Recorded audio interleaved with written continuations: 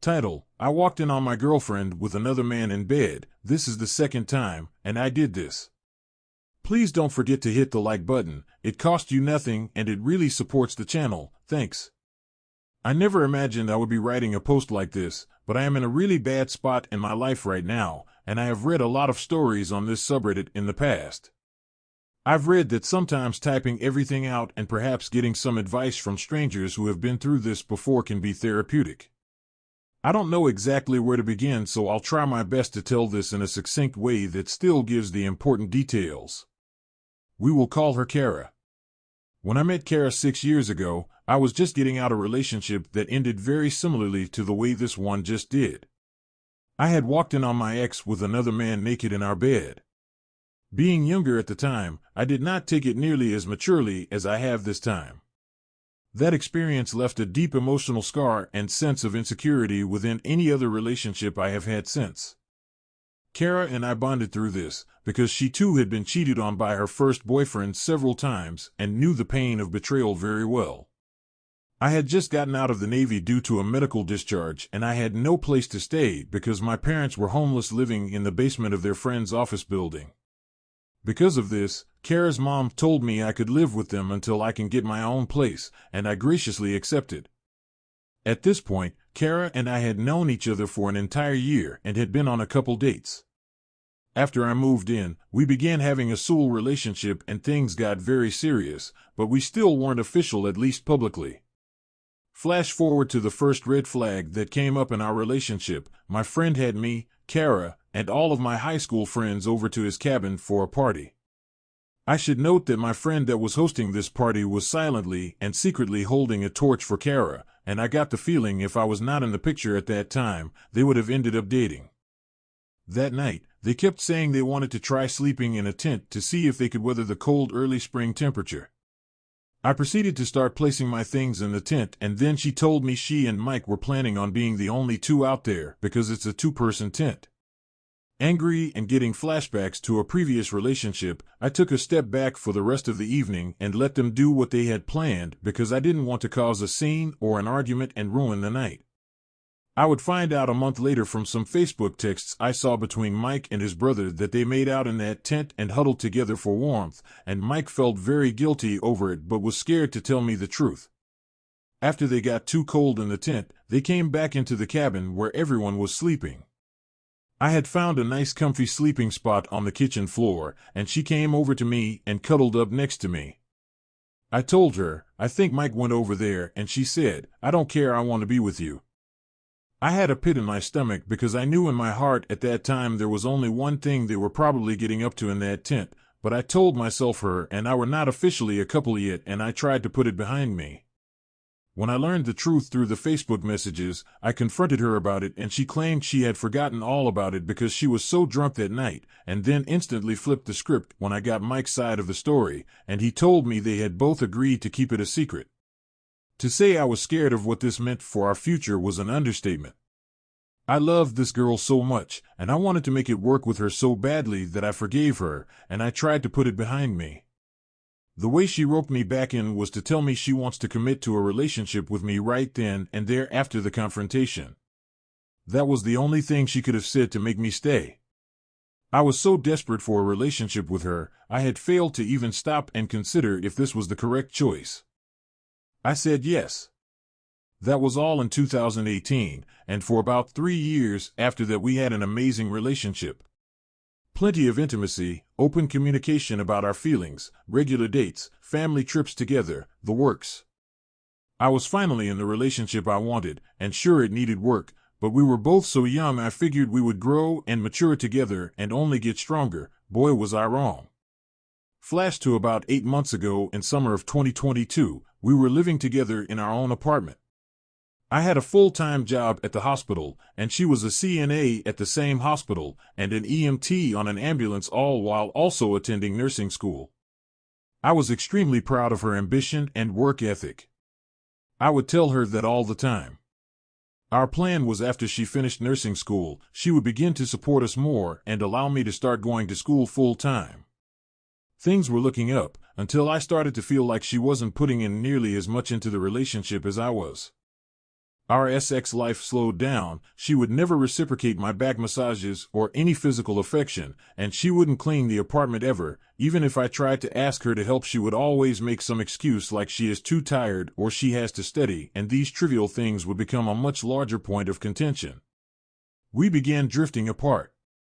We began bickering more often, not spending as much quality time together, and no amount of conversations would change any behavior. We had a serious talk and discussed breaking up, but we both decided we weren't giving ourselves enough chance to work through this rough patch, and we decided to stay together and see if we could ride it out. I made a mistake when the day after this serious talk, on a whim, I texted her telling her I don't believe anything in our relationship is going to change, and maybe we should just see other people. I instantly regretted that text the moment I sent it, and I wished I would have waited just 40 more minutes until she got home so we could talk about it more. I believe this was the day our relationship truly died. We would still text every day after the breakup, but she went to live with her mom for about 2 to 3 months and only started slowly moving her things back in after lots of deep text conversations and us promising we were both still committed to each other. When November rolled around, for a brief few weeks, things were better. We were having more fun with each other again, she was living with me full-time again, and even our sex life had gone back to how it was when we first got together. All of that came to screeching halt when her father became extremely sick with a horrible disease that shuts down all organs in your body and will kill you if not properly medicated and on a ventilator. He was in the hospital for over 2 months and everyone was worried he would not make it. Around this time, Kara began getting much more depressed. The last time we were intimate was around the time her dad went into the hospital.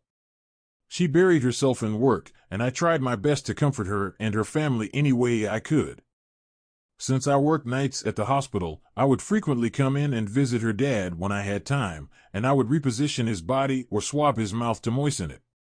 I genuinely love her family so much still, and losing them is possibly the hardest thing through all of this. Her father gave me a family to be a part of again, and for that I will always be grateful. Now we are coming up on the final stretch of this story. It is now December 2022, and I noticed Kara pushing me further and further away. She started telling me she was going to hang with her friend Amanda, whom she worked with at the hospital. I had never met Amanda before, but I had no issues with her getting out and having some fun with friends when she could. I asked her if she would want to introduce me to Amanda and her boyfriend, and she would always brush me off saying, maybe someday. I took the hint and quit asking to meet her friends. She began seeing Amanda on a weekly basis, staying the night with her when I was working, and even some nights when I was at home. I am recalling specific moments that scream red flag now that I have all the facts in mind, like this one time where her and I were planning on having a chill night at home to play some video games and spend some much-needed time together, and she ended up canceling and going to stay the night at Amanda's house. When she got back, I asked if she had a good time, and she told me I shouldn't have gone. I should have stayed here with you last night. I'm really sorry. At the time I thought she felt bad for canceling our little chill session, but now I realize she was projecting her guilt about the infidelity. Finally, we are at the point where SHT really went down. A couple weeks ago, we were having a Valentine's date at a nice Mexican restaurant, and I decided to take a picture of her at the table across from me, and I was planning to make a post on Facebook about Valentine's. She asked me if I planned to post it, and I told her yes, and then she instantly told me not to. I asked why, and she explained to me that her friends disapprove of us being together ever since I broke up with her over text last summer, and she felt embarrassed about it still. This ruined my mood instantly and killed the date. I was very hurt. I felt like my feelings were second fiddle to somebody else's who I don't even know. This became a huge argument on the car ride home, which ended in us not speaking to each other for the rest of the night, and she took some clothes and left to stay at her mom's house again. She has been there ever since, and we hardly speak. We only see each other when she comes here to pick up a certain pair of scrubs or something specific that she needs. It feels like we have already broken up, so one night I text and ask her if she and I are even still together.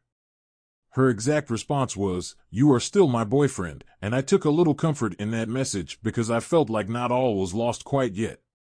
Wrong I was again. This is the point where I need to tell you that we have a family-wide GPS tracking app called Life 360, which allows you to see everyone in your circle's current GPS location in real time. I have never felt the need to use this app to track her location until the past few months when she began pushing away from me. I would check her GPS location when she told me she was with friends, and she was always going to the same house a couple towns over. She told me that was Amanda's boyfriend's house and got angry at me for tracking her location and saying I'm accusing her of cheating. I felt so crazy when she said that, like I really was just being overly insecure and paranoid. She gaslit me. Tonight, I was hanging with a longtime friend of mine. We got pizza, hooked up his computer to the TV, and we were couch co-oping some Fallout 2. It was a wonderful night, until I checked Life 360. I noticed Kara was at a fancy restaurant downtown, and I texted her asking what she was up to. She told me she was with some girlfriends from work, some names I actually knew and had met before. She stopped replying to me, and I noticed shortly after she drove back to this house that she has been house-sitting for some family friends. After leaving my friend's house, I decided with a pit in my stomach and my spidey senses tingling that I would go drive by the house to see if there were any strange cars. I was terrified the whole way there. I considered just turning and going home, and that I was just being crazy. I pressed on though and made it to the house. Sure enough, an unknown car was sitting in the driveway alone. I parked next to the car and looked in the window. I could see a badge of an EMT ambulance driver, and it was a man's face in the picture sitting on the center console. My heart began pounding. In that moment, I knew Kara was inside the house with some guy she works with that I do not even know. I stood there, next to the car, staring at the house in the dead of night. I decided I hadn't seen irrefutable proof yet, and I needed to go inside to find the real truth. The front door was unlocked. I walked in quietly and made my way to the bedroom expecting to find them in the throes of passion, but they weren't there. What was there was proof enough to me that they had been sleeping together. Both his and her clothes were scattered around the room, the bed completely wrecked, obvious that they had just recently had sex on it. With my heart jumping through my chest, I began searching the rest of the house for them. I finally came down into the second living room, and there they were. He was sitting shirtless on the couch while she was standing up trying to find a channel on the TV with the remote in her hand. When she saw me, her eye lit up like a deer in headlights. I just stood there staring for a second until she broke the silence by saying, "Oh, hey. What are you doing here?" I was so upset. Having flashbacks to my previous relationship, I looked her dead in the eyes with the most intense look and simply asked, "What are you doing?" She didn't reply. She just sucked her lips inside her mouth, probably unable to think of a lie in the moment to tell me and gaslight me like so many times before. After a few seconds of silence, I turned around and stormed out of the front door, slamming it as hard as I could on the way out. That was 5 hours ago. After I left there, I went home, and I have begun shoving all her belongings into trash bags and boxes. I switched the electric bill into my name, and I've blocked her on everything except the phone number. She hasn't called or texted me. I opened Life 360 up one last time to see that she was heading directly towards Amanda's house 2 towns over, and then 2 minutes later she deactivated her location services on her phone to obfuscate her destination. Finally, all the pieces clicked for me. I realized she has been cheating on me for months and manipulating me into thinking nothing was happening and my suspicions were unfounded. I have been lied to so much and emotionally abused. I feel so alone and so worthless from this experience. I cannot even think straight still. Writing this post has been sort of helpful in compartmentalizing this trauma, and I really hope maybe some people here could comfort me during this dark time. If you read all of this, thank you so much for your time. Any comments are welcome, even the harsh negative ones that I probably need to hear. Update: I really appreciate all the kind words. I need to hear it all, so thank you for the harsh truths and comforting sentiments. I spoke to her brother-in-law this morning. I was just telling him kind of what's going on and that Kara will probably need a truck to get all her things later. He told me some very shocking revelations. He told me that a few weeks back, he overheard Kara talking to her older sister at the dinner table, and she was saying a random guy from high school texted her out of the blue a while back offering $150 for 5 nude pictures, and she took him up on the offer. On top of that, she would very regularly tell all our business to her family at dinner when I wasn't there. She openly admitted to purposely withholding sex from me as some sort of punishment for the breakup last summer, saying I don't deserve it, why should I get it? This is a completely different tune than what she told me time and time again. She would always state it was due to stress about her dad's poor health and her depression, to which I would always try to be understanding about. To say these revelations added insult to my already injured ego and heart would be an understatement. I have been waiting all day with very little sleep for Kara to come pick up her things. As a silly sort of humorous side note, we have these block letters hung up on the wall that spell out home, and just for the hell of it, I removed the M and pushed the E closer to spell HOE. It gave me a much-needed smile, and I really hope she saw that. I was also slightly maliciously packing her things. I was shoving all photos of us, old love notes, etc. in any bag or box I had nearby at the given moment. The immature, vengeful side of me hopes that she will eventually stumble across all these memories as I had to while packing them up and feel at least a fraction of the pain she has caused me over the years. I don't think that will be the case, however. As I'm writing this, Kara and her brother have just finished getting all of her things out of the apartment. They are gone. The place is just as quiet as it's been for months, but a lot cleaner and emptier. In my mind, I was wondering how this whole situation was going to go. I deduced it was going to go one of two ways: either she would come in crying, apologizing, trying to rope me back in, or she would ghost me and get in and out as soon as possible with little to no interaction. It ended up being that latter, which stung the worst. I was hugging her brother, and he was telling me if I ever need anything, he still sees me as a brother and he would be there for me. Kara walked up to grab another box, and she couldn't even look me in the eyes. I said, "When you're finished up, would you like to come up and speak privately with me?" "What do you want me to?" I cut into her trailing off sentence saying, "The truth. I want the truth.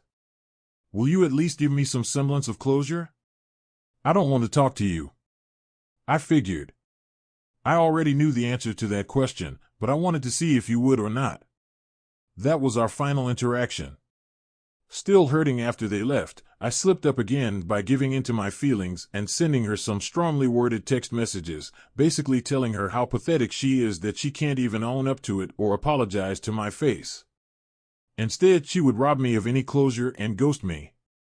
She isn't even reading them. I wish I could so easily move on as she has. I guess it's easier when you already have somebody else waiting for you. It's just very unfair that after 5 years, I'm left to pick up the pieces alone while she jumps onto the first guy she sees. I want to block her number, but I can't yet.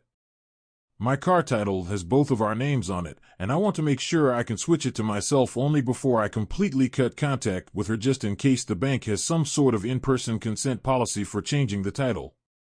After that is figured out later this week, I will finally be finished. To the people talking about common law, the state we are in does not recognize common law unless you already attained a common law marriage in a different state and moved here. As for reporting them to their employer, I simply do not know this guy's name. I could not report them if I wanted to, and to be honest, I'm not the kind of person to try to go nuclear like that. I just want to move on with my life and start looking towards my future without her. Thanks again for the comments. I don't think another update will be necessary, but if something crazy and unexpected happens, I will surely come talk about it here. This whole process of typing out my experience and being able to dissect and reread it while also taking feedback from experienced strangers has been very helpful. Until next time, trust that they suck. The reason why your ex-girlfriends keep cheating on you is because you lack boundaries. You suspected that Mike had a thing for your girlfriend, and yet you allowed them to go outside to the tent together.